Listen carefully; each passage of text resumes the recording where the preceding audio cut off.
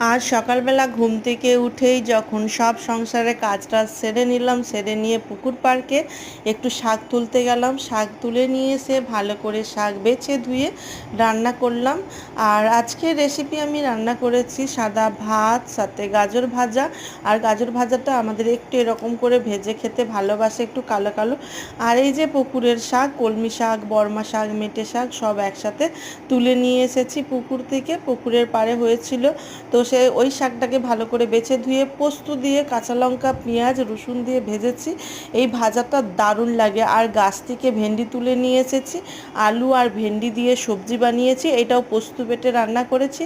সাথে গাছের আম পেড়ে নিয়ে এসেছিলাম, আম দিয়ে টক ডাল রান্না করেছি। আজকে রেসিপিটা কেমন হয়েছে অবশ্যই কিন্তু কমেন্ট করে জানিয়েবে। আর আজকে সব কিন্তু বাড়ির জিনিস দিয়ে রান্না বান্না করেছি। টাটা বন্ধুরা।